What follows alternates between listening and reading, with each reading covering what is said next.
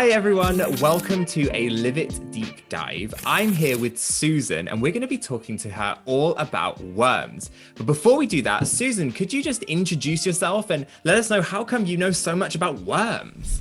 I started off as just a hobby 20 years ago. Now my job and my business is called Kootenai Worm Composting, and I'm a worm farmer. So Susan, what is it that worms do and what is their connection to food? They eat our food scraps, our garbage, our cardboard, and from that, they give us what's called castings. Now, it's kind of funny because castings are actually the worm's poop. Well, 1 little teaspoon contains more microbes from the worm castings or their poop than there is people on the planet right now. That is amazing. I had no, I'm just sitting with that for a second. That is incredible. Just 1 spoon, amazing. So we've been talking about all these worms. I'm wondering, where do you get these worms from? Do they come from can I go out into my backyard and just get some? Oh no, don't do that. No? The worms in the yard are earthworms or night crawlers. Those worms eat soil and live in the soil, and they're burrowing worms.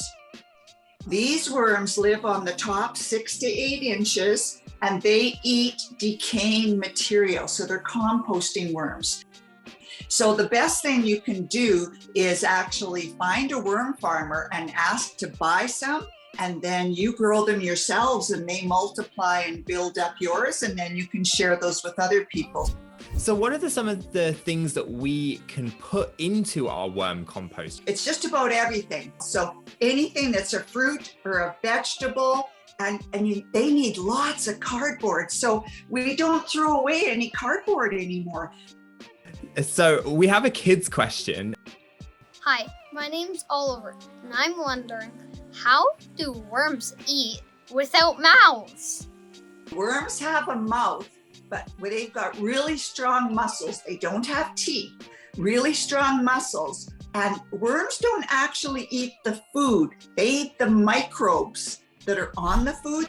How much sort of less garbage will I produce, if we build these wormeries? Does it make a difference?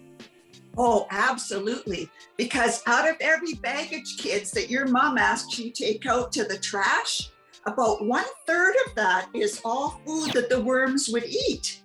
Are there different ways to build wormeries? Now, I've been doing this for 20 years and I've used every single system. So you can put it in a Rubbermaid plastic container. You can put it in little containers. You can put them in buckets. But I don't like that because the worms, you can't feed them enough and give them enough of the bedding they like. And there's not enough oxygen. So I built, it's called a worm hut. And if you can see here a little bit on my worm hut, it's out of like a backpack bag. And then I've got a zipper here that we unzip. And this is where we fill it up with bedding. And then I put my worms in there, and that's where I feed my food once a week. And then you cover it with paper, always paper and cardboard, zip it up, little bit of water, and your worms are good to go. Thank you so much, Susan, for telling us all about worms. I am just blown away by them. I can't believe how cool this is and just how fascinating these tiny little worms are. It's amazing. Well, thanks for having me today and letting me share my passion, and it's exciting, and kids can do this. Everybody can.